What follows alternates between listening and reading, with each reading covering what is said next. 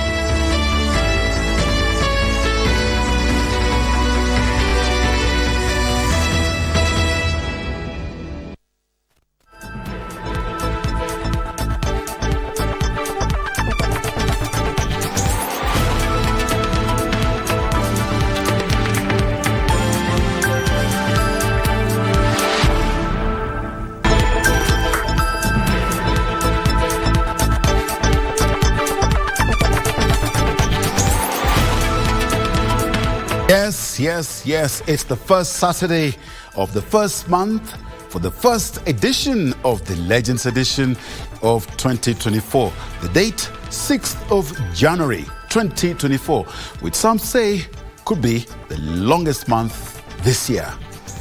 This is the Legends Edition coming to you live from Broadcasting House, Nairobi, Kenya. My name is Edmund Mudibo, and top in this bulletin,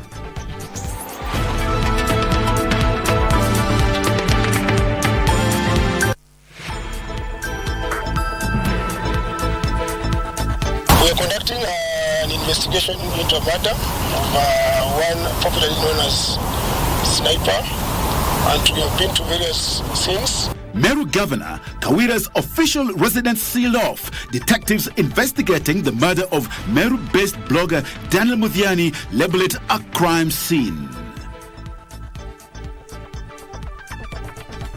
Nakada war on illicit drugs turns tragic.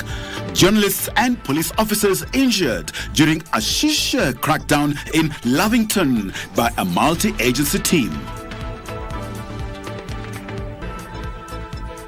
Nowhere to call home. Families left homeless in Msambweni area of Voi after demolitions by a private developer.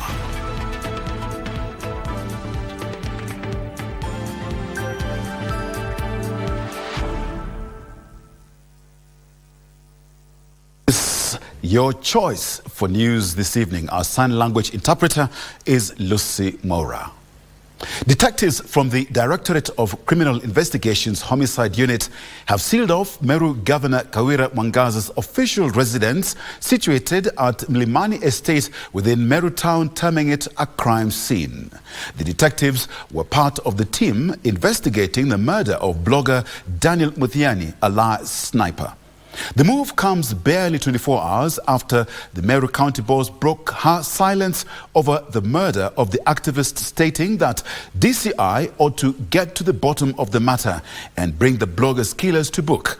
As Abdiaziz Hashim now tells us, 5 suspects linked to the murder of the vocal blogger are already in police custody as the search for more suspects linked to his untimely death continues.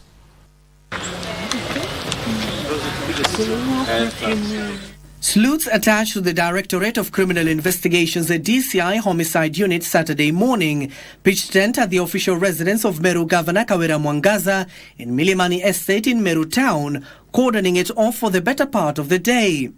The team, led by Upper Eastern Region DCI Coordinator Lenny Kisaka, Homicide Director Martin Nyuguto and Meru County Secretary Kiamba Theru, revealed the operation was in line with a probe into the murder of the county's outspoken blogger Daniel Muthiani, alias Sniper. We are conducting an investigation into a murder of one popularly known as Sniper, and we have been to various scenes. We've brought on board a forensic investigations team led by the Director of Homicide from DCI headquarters, comprises of different fields in the forensic science. And we've come here. Behind us, you can see that the residence of the Governor, Meru County, and it's just part of the many other places that the team is visiting. The operation comes barely 24 hours after the county boss weighed in into the murder of the said activist, calling upon DCI to investigate the incident and bring those involved to justice.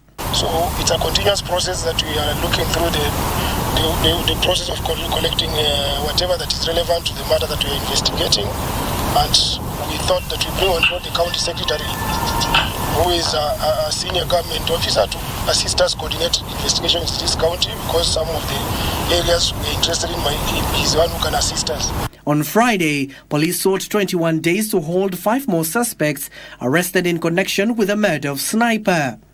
The Directorate of Criminal Investigations said the 21 days will enable them to conclude investigations, noting that more suspects are yet to be arrested.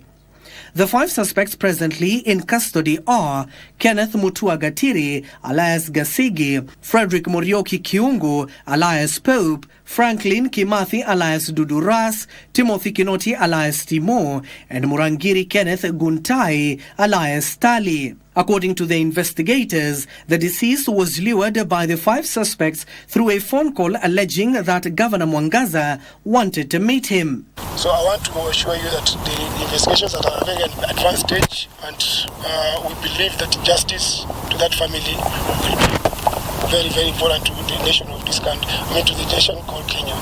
So I want to assure the public that the investigations are very focused. Sniper disappeared on December 2nd and his body was discovered on December 16th, 2023. A post-mortem examination conducted on the body of the deceased at the Marimanti Level 4 Hospital mortuary in Tharaka Nithi County revealed that he died of strangulation. Abdiaziz Ashim for Legends Edition. 4 journalists were injured Friday night after they were assaulted by security guards, commonly referred to as bouncers, during a shisha crackdown by the National Authority for the Campaign Against Alcohol and Drug Abuse NACADA at Kettle House Bar and Grill in Lavington, Mudhangari in Nairobi. KBC, that is Kenya Broadcasting Corporation's camera person Jane Kibira, was among those injured but has since been treated and discharged from hospital. Several security officers were also injured during the melee. NACADA head of reinforcement Nicholas Kosgei has regretted the incident but maintains that they will not be intimidated in their fight against alcohol and drug abuse. The acting KBC Managing Director, Paul Masharia, has condemned the attack of journalists on duty and wished all those affected quick recovery. The Kenya Editors Guild and the Kenya Union of Journalists, while condemning the incident, said the perpetrators and the club owner should be held accountable.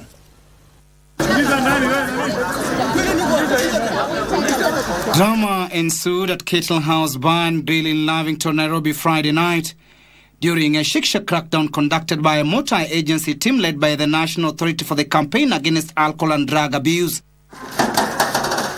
The impromptu raid by the team, however, turned tragic after the entertainment joint's bouncers turned against the journalists filming the operation as they shielded the revelers. Several journalists, police officers and NACADA officials were seriously injured by the armed club bouncers and are recuperating in various city hospitals. Some journalists lost their valuables during the scuffle. Kenya Broadcasting Corporation camera person Jane Kibira was badly injured after she was stabbed in the back. The information, some of them have been injured, and I advised that they are going to record statements to the station we are going to, so that the correct charges will be preferred against those involved. Others were Nation Media Group photographer Boniface Bogita and Standard Media Group photographer Boniface Okendo and Loris Tikolo from Citizen TV. A knife suspected to have been used in the stabbings was recovered at the scene. The situation was later contained after police reinforcement was deployed to the ground to deal with the rowdy bouncers. We managed to gain entry and netted several shisha bongs, and they managed to arrest those operators and the ones who are causing fracas. Give me a reason why. Unipatia reason why. Head of Enforcement Nicholas Kosgei says the campaign against drug abuse will continue. Reading a riot act to bar owners who deliberately violate the law. A few officers were actually injured in the process, and we managed to identify those attackers or the assaults, the ones who were assaulting the officers. They are in our custody to face the charges of assaulting officers while on duty.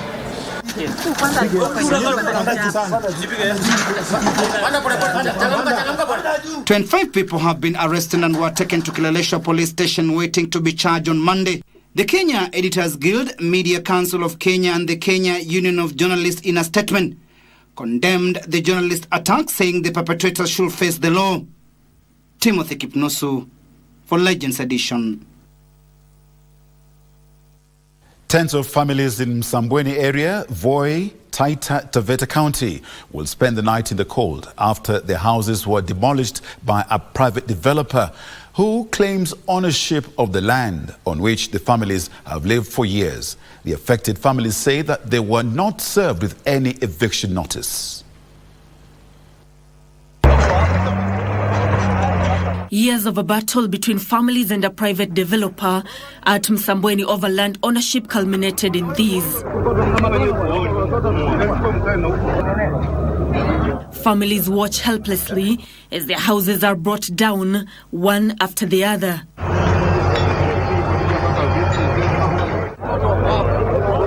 Left homeless within minutes, they struggle to salvage whatever little they can amid the chaos.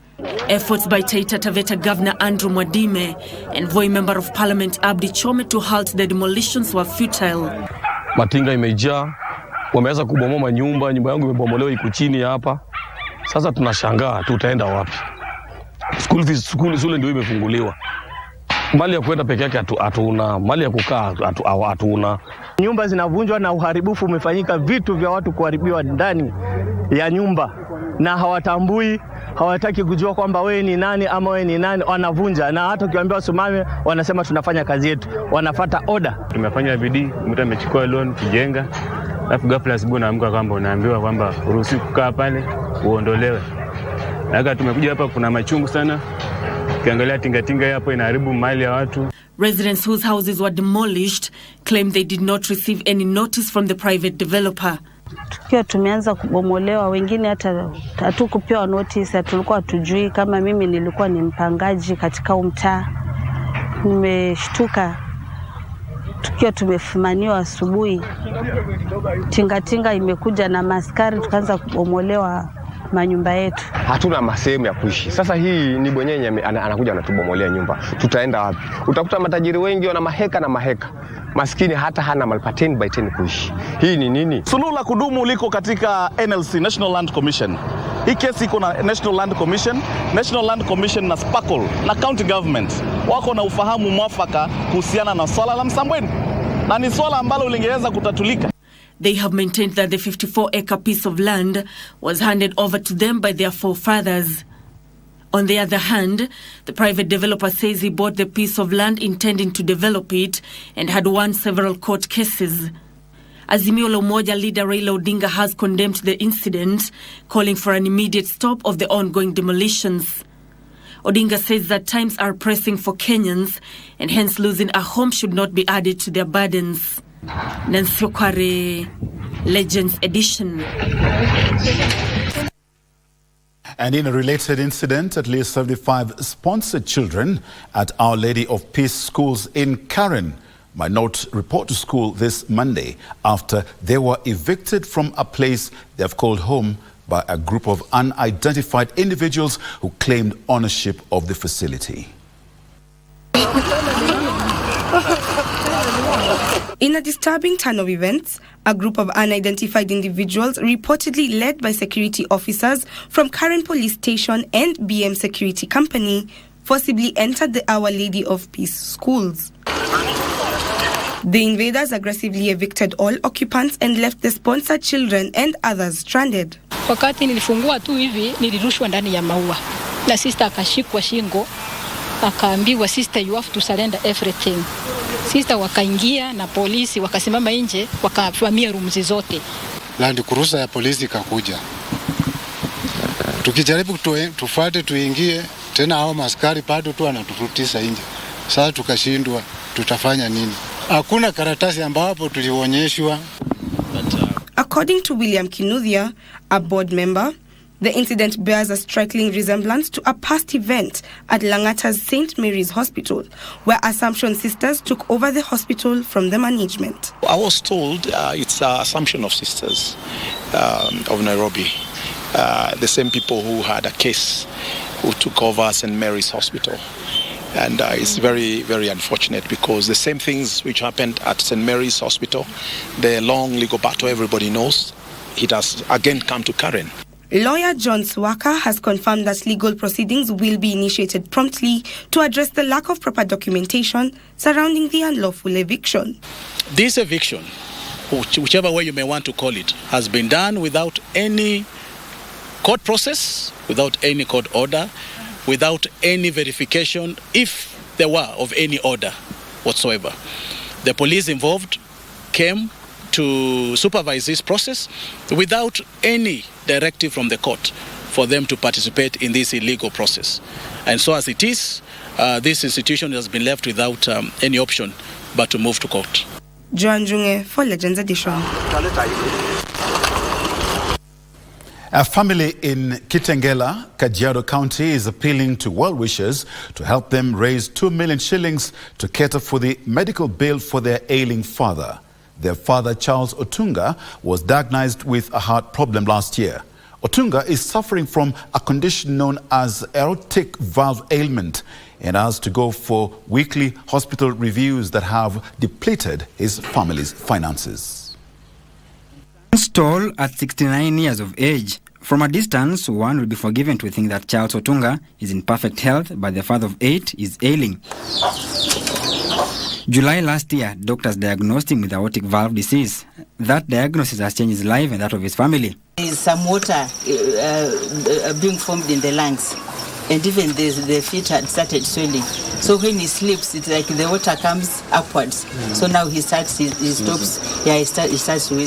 Aortic valve disease is a thickening and narrowing of the valve between the heart's main pumping chamber and the body main artery, called the aorta. The narrowing creates a small opening for the blood to pass through. This reduces or blocks blood flow from the heart to the rest of the body. The family has exhausted everything to foot for his medical expenses. It has really strained us because, like, between last week Thursday and now, we have lost over 120,000. The machines are quite expensive, and of course, paying for those services is not an easy thing. Otunga, a retired journalist, has however called upon young scribes to diligently serve the public while always defending the truth. Jitume kufanya kazi, usifanye kwa sababu unataka kupata hela, but jitume ukifanya kazi ukijua kwamba it's a profession which I'm nurturing, and I want to grow and become somebody in this particular profession. To help Otunga's family clear the accumulating bill, you can channel your donation to his M-Pesa number 0721 618011 or Equity Pay Bill 247247, account number 01501905257005. Parsai Frederick, Legends Edition. Well, it's approaching 30 minutes past the hour, and it's time for our very first break. But don't go too far, because we've got plenty more on the other side. Stay with us.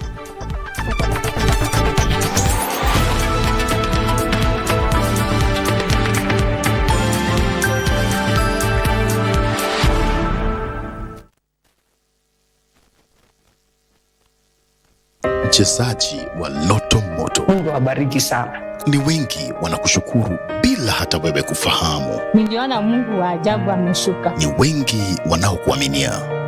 Imejaa, imebaki, yani hamtasabi. Ni wengi wanaokuombea ushindi. Hawa ndio niachiwe na mama yao wakati aligojeka kwa muda. Ni wengi unaowagusa kwa kuwapa afueni na imani ya maisha.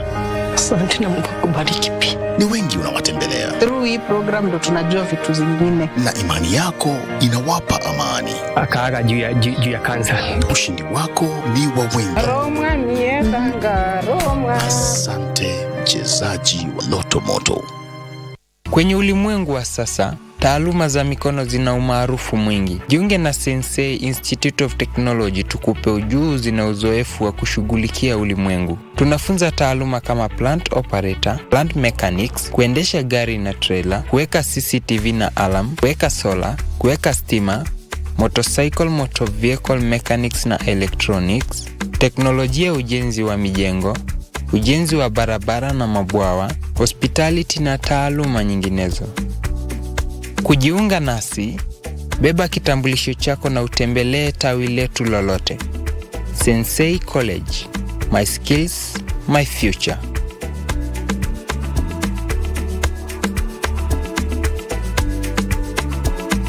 Catch the Kisumu and Nanyuki Safari trains as you travel back from your festivities. The daily service runs up to 14th January 2024, with the Nanyuki train departing at 9 a.m. and the Kisumu train at 6:30 p.m.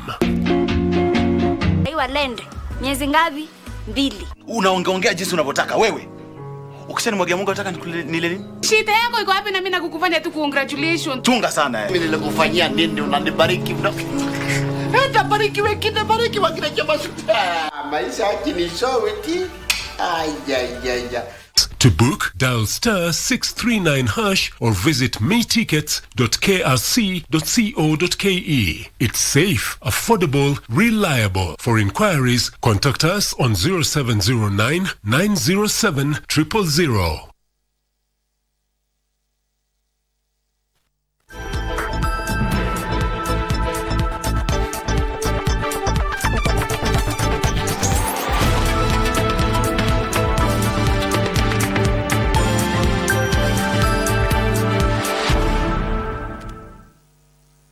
Welcome back.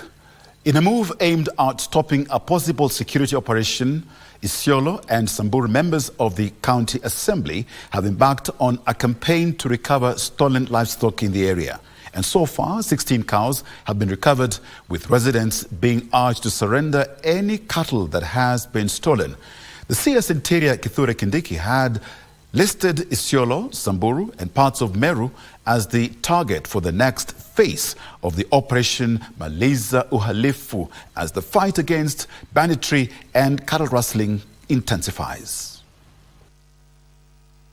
In a bid to convince Interior CS Kithure Kindiki to shelve the recently announced security operation dubbed Maliza Uhalifu to recover stolen livestock in Samburu and the Isiolo counties, a team of 6 members of County Assembly from the 2 counties have embarked on a campaign to persuade locals to voluntarily relinquish all stolen animals.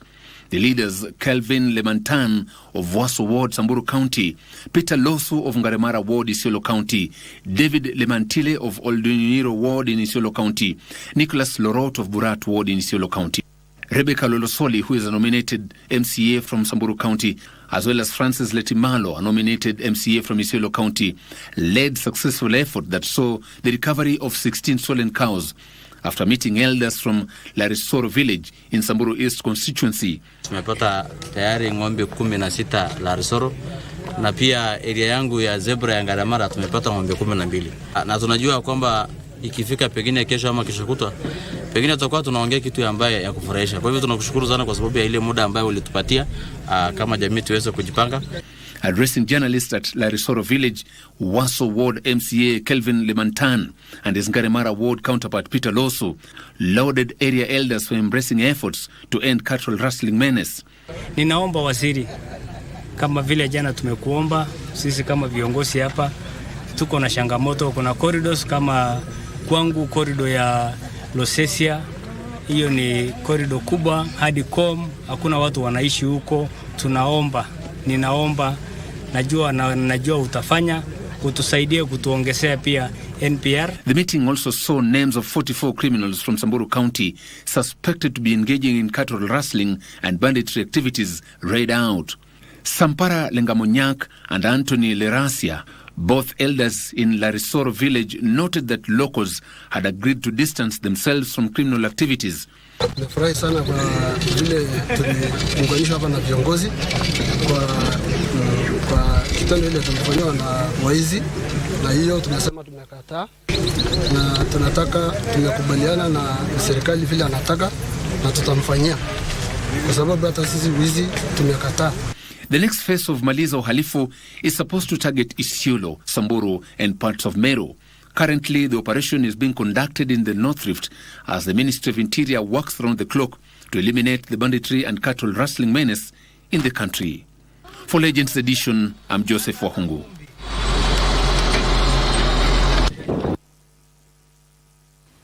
And now for a weather update, most parts of the country will continue to receive rains in the next 24 hours. In its daily weather forecast, the Kenya Meteorological Department projects that most regions in the country, including the coast, central region and Rift Valley, as well as the southeastern lowlands, will receive light rains accompanied by thunderstorms. The highest temperatures will be recorded in Lodwar at a maximum of 37 degrees Celsius. Despite Friday's downpour in Nairobi, the capital city will receive moderate to light rainfall. Friday, the rains in Nairobi disrupted normalcy in most parts of the city. The weatherman says in the last 24 hours, Nairobi recorded slightly above 30 millimeters amount of rainfall, while Masii Station in Machakos County recorded the highest amount of rainfall at 50 millimeters. The least amount of rainfall was experienced in Kisii and Mtwapa in Kilifi County at less than a millimeter each.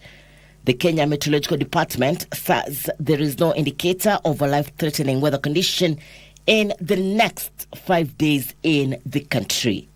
According to the weatherman, Nairobi County is likely to receive moderate rainfall at the beginning of the forecast period, reducing to light rainfall for the rest of the forecast period. According to KMD, daytime temperatures in the county of Nairobi are expected to be between 23 degrees Celsius and 26 degrees Celsius, while nighttime lows are likely to range from 16 degrees Celsius to 18 degrees Celsius. Irene Mchuma Udim, The Legends Edition. And property of unknown value has been destroyed following a huge fire that engulfed Ibrahim Shopping Mall in Nairobi's Moi Avenue in Nairobi's Central Sub-County. CID officer Tiberius Ikisa, who visited the scene, attributed the cause of the fire to an electric fault. These and more in the County News Roundup. These were the remains of what once stood as a shopping mall in Nairobi's Moi Avenue.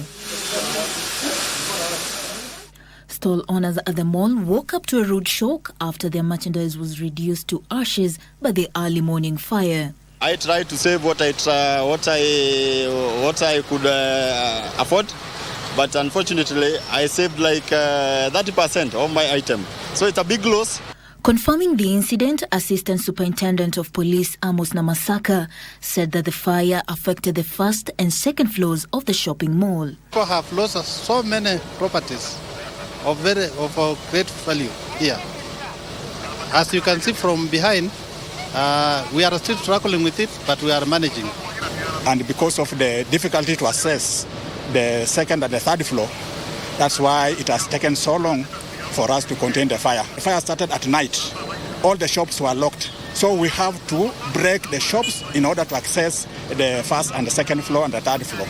So that's the difficulty that we had last night. We cannot say exactly what caused the fire, but it's subject to investigation, but we suspect maybe it is electrical fault. In Vihiga County, local leaders are calling on the authorities to investigate a series of murder cases in the region targeting boda operators. The leaders claim at least 9 cases of murder have been reported in a period of less than 1 month, the latest happening this week, where 3 boda operators were killed in Luanda Sub-County and their motorbikes stolen. Hata mimi saa hizi huwa sivai kofia. Na mnaona pia nyinyi nilipigwa jana usiku nikiwa kwa pikipiki. Elsewhere, Machakos Health County Executive Committee Daniel Yumbia has said they will not receive bodies to the Machakos Level 5 mortuary brought from outside the county, as the facility can only handle a capacity of 24 bodies. Lakini gavana ametoa amri, amesema kuanzia next week Friday polisi sasa wanaweza kuleta mili, lakini iwe ni ile mili, narudia, iwe ni ile mili imeokotwa katika county ya Machakos. Had been neglected for over 15 years without any improvement, but we've done improvement on it, and the laundry, and many other wards, places, theaters, casualty wing. I think it's only fair.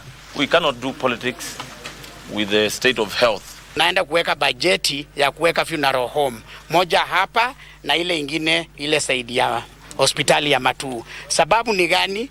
Tungetaka kupeleka watu wetu to the next level. Mnakuja, mili yenu inawekwa, hata itakuwa na chapo. Mnaombea hapo na mnachukua nini? Mnachukua mpendwa wenu kwa njia nzuri sana ya heshima. Finally, residents of Kipsegon in Bomet County have been asked to refrain from using Kipsegon Bridge until the rains have subsided to avoid casualties.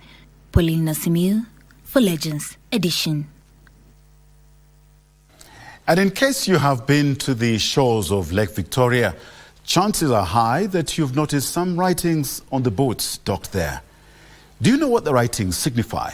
Well, our reporter, Weekly for Cage, interacted with the fisher folk at Kiumba Beach Unit in Homa Bay County and now lays bare the meaning of the writings and their significance. Yeah. Along the shores of Lake Victoria, there are different methodologies used by the fisherfolk to catch the commodity. But one thing that remains constant is the writing on every boat that you'll come across.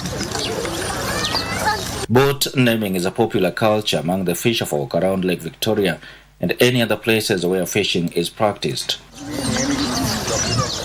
According to one Stephen Jauko, a fisherman at Kiumba Beach Unit in Rosinga Island Ward of Homa Bay County, the writings on a boat bear two major connotations. First is the beach unit within which the boat operates and is managed. This is a compulsory requirement, lest the boat will not be permitted to operate anywhere around the lake. There has to be identification kama hii ukiona huku pande hii pande nyingine utapata Kiumba Beach alafu iko na namba ama ikipotea unaweza mtafuta. For instance, this boat is meant to operate within the jurisdictions of Kiumba Beach Management Unit. However, the operator can opt to pursue fishing expeditions in another area. In such a case, therefore, the management of Kiumba Beach Unit will be alerted should the boat operator encounter an unforeseen calamity or be deemed to be involved in any illegal activity. Then comes the name of the boat. Stephen tells us that boat naming is not done just arbitrarily, rather it is inspired. Najua wakati tulikuwa tuna grow, tulikuwa tunaambiwa boat ni kama mtu yenye yani ako hapo lakini amekufa, yani ni spirit.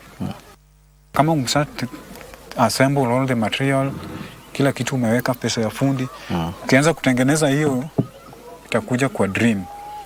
Ati ukisatenga ni hiyo boat name after me. Okay. Yeah. So the dead speak to you in your dreams? Yeah, in my dreams. The individual whom the boat is named after must be so dear to the boat owner and a revered family member or a distant relative. This way, the boat owner can always be hopeful for a good catch, as well as be assured of protection against potential calamities associated with the fishing practice. Unaweza sema, dad, today tusiende bure bila samaki. Na kama kuna samaki mtapata. Today tunataka kutoka mapema, tunataka kutoka kwa lake mapema. However, there are misfortunes that not even the name of the boat can withstand. Dwindling fish stock, an ending harassment by Ugandan authorities, and an increasing insecurity on the lake are some of the challenges that Stephen and his fellow fishers have to deal with in the course of their fishing expeditions. Kama serikali inaweza kutusaidia, itusaidia tuweke kama marina hapa. Juu ukienda huko, kuna wengine wanaenda huko mbali. Na wakifika huko, watu wa Waganda wanakuja, wanachukua samaki zetu zote. Wanaingia kwa boti, wanakuambia, chukua Mseveni weke huku. Sasa kama umeenda huko mara ya kwanza, utashangaa Mseveni ni nini. Ukichukua samaki ndogo, unachapwa.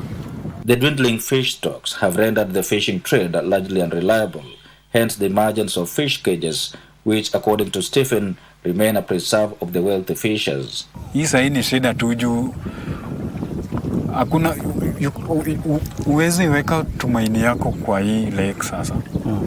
Hiyo ndio maana unaweza ona sasa hii watu wameanza kuweka fish cage. Oh yes. Bora fish cage kushinda kwenda huko. He therefore urges his fellow officials to handle and manage deposit from their catch prudently. Na serikali tusaidie kwa hizi cooperative kuleta pesa. Tunaweza kopa pesa, tulipe, tukope tena tulipe, ili tuendelee na maisha. Reporting for Channel 1 from Kiumba Beach in Suba North constituency in Homa Bay County, I am Wycliffe Okech. Well, thanks to Wycliffe Okech. Now you know, and I'm sure the fish too, they also know. Time for a second break. Stay with us.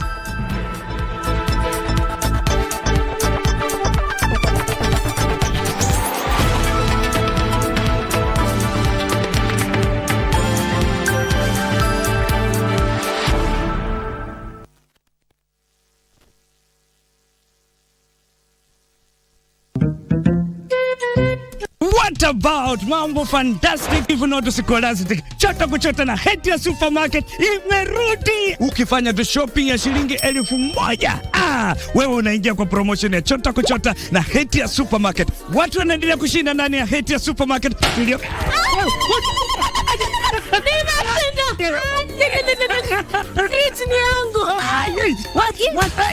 Mwana tata kitoko. Wewe na umeshinda nini? Hansa, uoga na lala. Karibu ndani ya Hatia Supermarket uweze kuchota kwa wingi kabisa. Watu huko wanasema nini? Nakwambia kwamba chota kuchota. Unangoja nini? Magari 7 za kushindaniwa, TV, fridge, microwave, shopping vouchers, school fees vouchers, instant prizes na zawadi zingine kemkem. Chota kuchota imethaminiwa na Hetia's, Oven Fresh Bakery, Gigabyte, Mount Kenya Milk, Clover's Food Products, Velvet, Magic Drink, Pwani Oil, Arenco, Fruit Juice, Master Chef, Toilex, Coolsip, Mika, Wash Ultra, Philos, Pristol, Nivea, My Choice, Ushindi, Fresh Fry, Arimis Jelly, Cabernet Water, Dettol, Ketepa, Meta, Glucose, Coca-Cola, Rosy Tissue, Big Giant, Elbins, Unilever, Fresh, Unga wa Dola, Blue Band na Pasta Star. Shindano la chota kuchota linaanza tarehe 1 Disemba hadi tarehe 10 Februari mwaka 2024.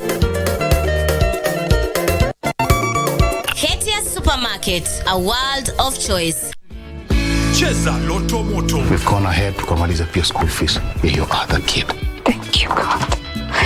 Asante sana Loto Moto. Cheza Loto Moto. Shinda pesa moto moto.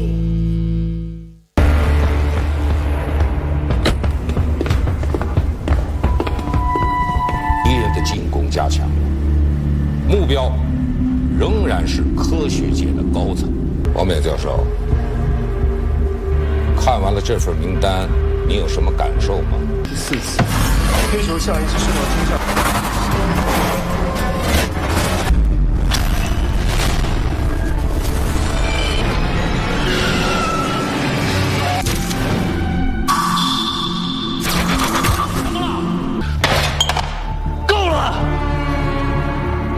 你以为这点小把戏能骗得了我吗？至少轮到我了。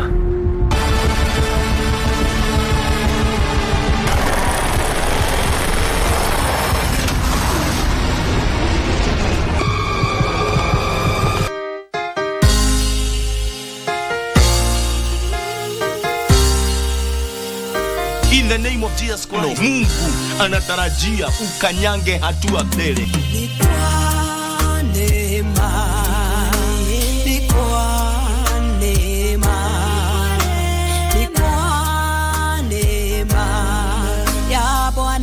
Wengine wametawaliwa na uchawi, wakati wao umefika.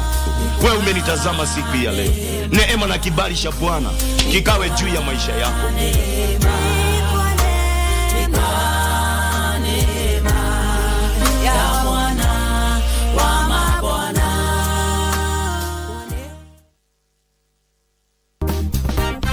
So gone are the days when a laptop or a phone or any form of technology was just for the older and the privileged. Nowadays, every single aspect of our life has been integrated with technology, even down to the most mundane daily tasks that we experience.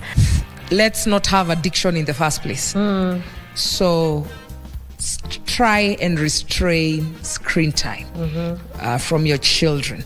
Remember, if your child is watching too much TV, they're actually deleting parts of their brains and connectivity. For parents, please keep an open communication with your child. Keep a safe space where they can come to you in case they need to speak about issues, especially in terms of them navigating the online space. It is very important to have a space where a child can come to you and tell you, this is what is going on online, I need help.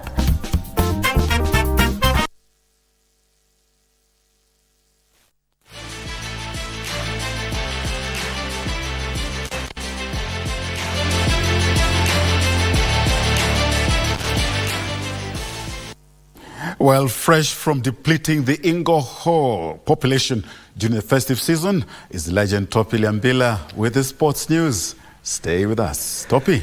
Well, it's been great, Edmund. Thank you for that coming from the village this morning. What I noticed about Nairobi is that, it was totally different. The weather, we are becoming like the English now talking about the weather. The weather seems to be like, the dominant topic now.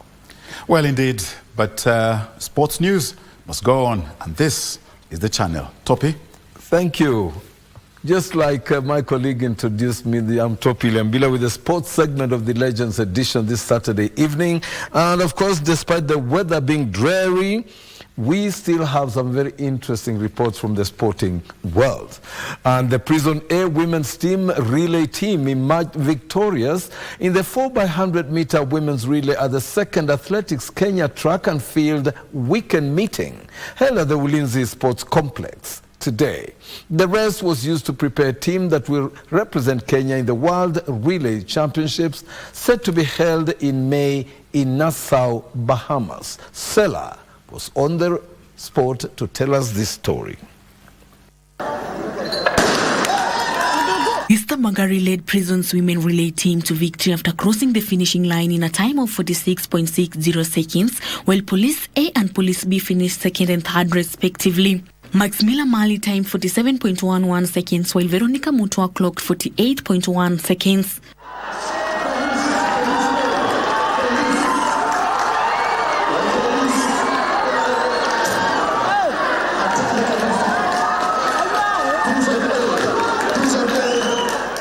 The race was used to prepare a team that will represent Kenya in the World Relay set for May in Nassau, Bahamas.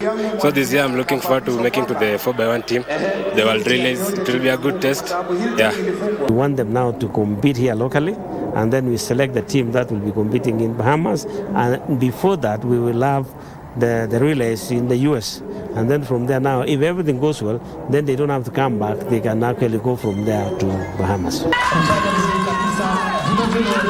In another race, Millicent Ndoro came home first in the women's 100 meters race after clocking 11.57 seconds. Esther Bagari finished second, timing 11.77 seconds, while Eunice Kadogo completed the podium dash. Rukia Nazra and Doreen Waka finished fourth and fifth respectively. Emmanuel Kiprop won 1500 meters main race ahead of Vincent Keta and Amazon Kireo, who finished second and third respectively. The winners in each category will qualify for the 9th third meet of the series in March. For Legends Edition, I'm Sela Onyango.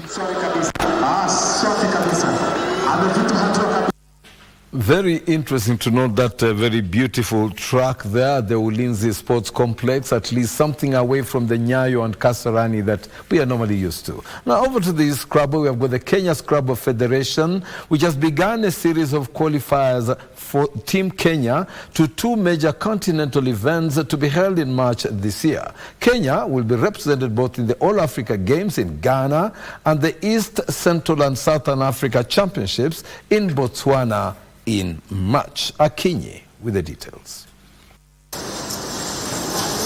The first Scrabble tournament of the year 2024 was held today ahead of 2 continental championships that led up to the Africa Championship to be held in October in Sierra Leone. So we are trying to select a team to represent Kenya in those 3 editions. African Games happening in March, East Central and Southern African Games happening in March as well, and then African Scrabble Championship happening in Sierra Leone. Our future is in the youth.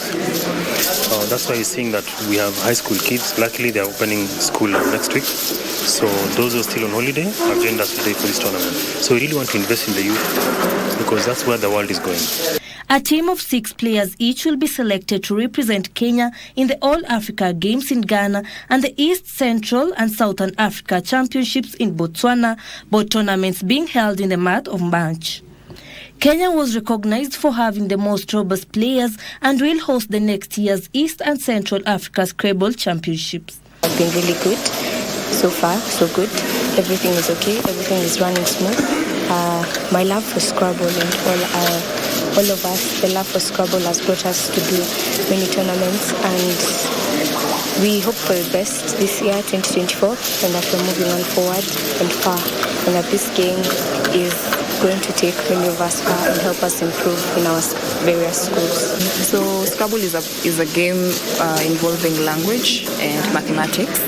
So as you can see, you're just creating words, and then you total the letters, because the letters have different demarcations on them. So once you total the points, you tell your opponent, and then you record. So if a word is bad, your opponent can challenge it. So it's majorly about language and mathematics. More than 90 players competed in the first national event of the year, which started today in Nairobi. Faith Akinyi for Legends Edition.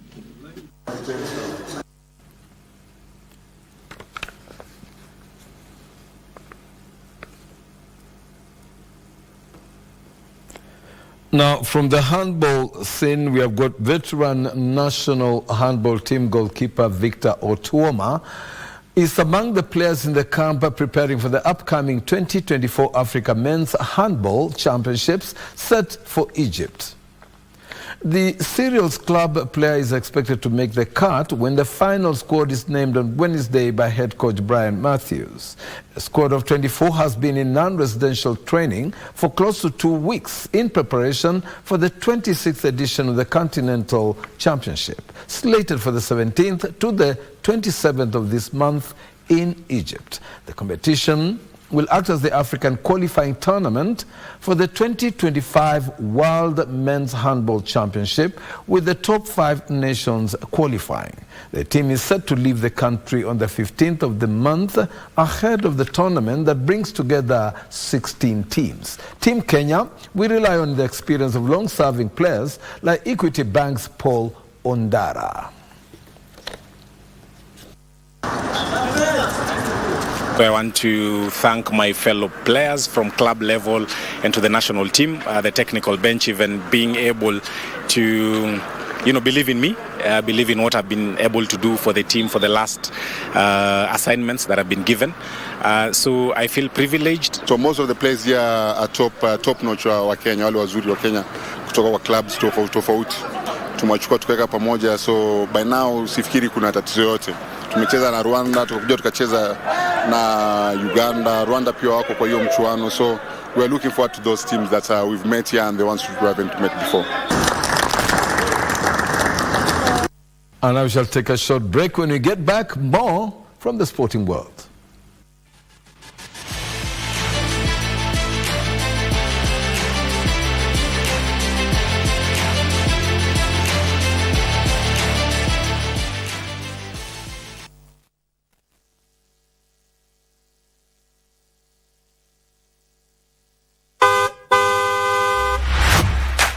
Dereva, kutumia simu wakati uko barabarani ni hatari kwako, abiria wako na kwa wengine wote walio barabarani. Wengi wamepoteza maisha yao au kujeruhiwa baada ya kuhusika katika ajali zilizosababishwa na madereva wanaotumia simu. Usiwe mmoja wao. Usalama barabarani unaanza na wewe. Ujumbe huu unaletwa kwako na Kenya National Highways Authority. Quality Highways, better connections.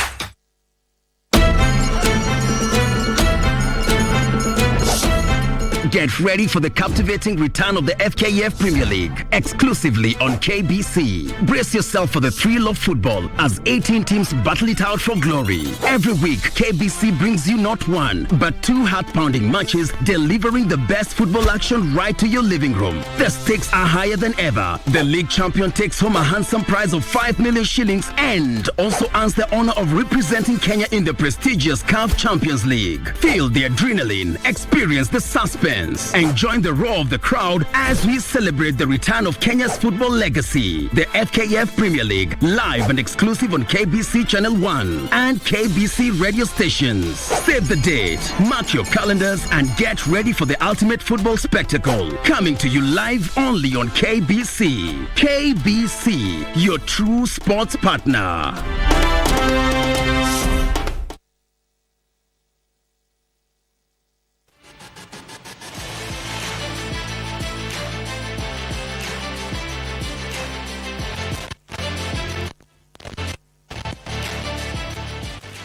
Welcome back. And now on soccer, defending champions Gor Mahia extended the lead at the top of the Football Kenya Federation Premier League log after a hard-fought 1-0 win over Posta Rangers at the Kenyatta Stadium in Machakos. In another match, Kenya Police registered a convincing 3-0 win over Kakamega Homeboys. Let's take a look. League leaders Gor Mahia came into the match knowing a win would open a 7-point gap at the top of the log. A lone goal from Kennedy Onyango in the 39th minute ensured Gor Mahia back to maximum points. Kennedy Onyango Vidic. In other matches, Bandari defeated Nzoia 1-0, Kenya Police humbled Kakamega Homeboys 3-0, Talanta lost 3-0 to Nairobi City Stars, while Moroni Youth registered a 1-0 win over Shabana.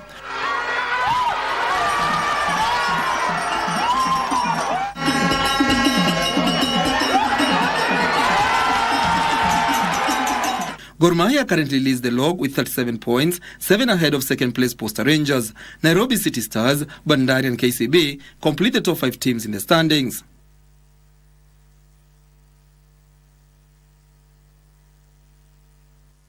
From the athletics scene, 2023 Rome Marathon champion Betty Chepkwonyi will face stiff opposition when she lines up for the Dubai Marathon on Sunday, that's tomorrow. And the women's race has attracted strong field that includes defending champion Dera Dida. This is a preview.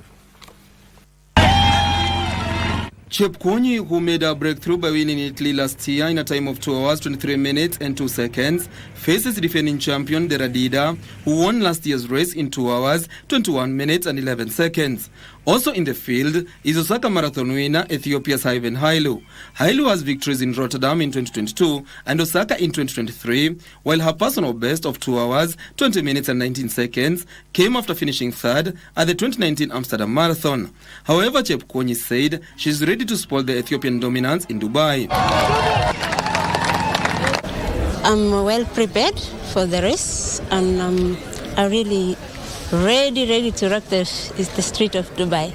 And I'm ready to represent my country. I'm the only one lady from Kenya and I'm gonna rock the street of Dubai. It's very important for me because I've been dreaming a lot to run for my country and to have a big name, to run a big race.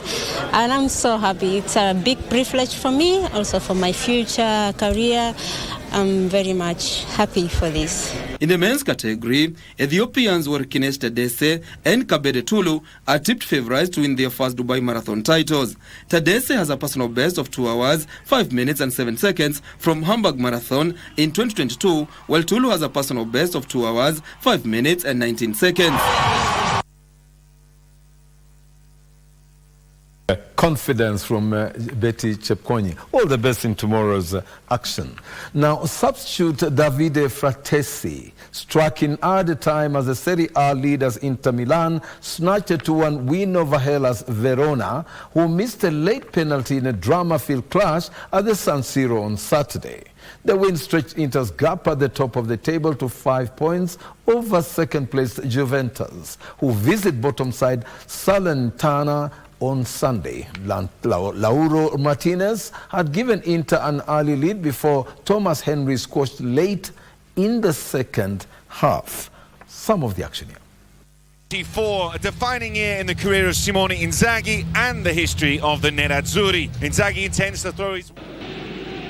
Duda clips it wide. Header by Kopp.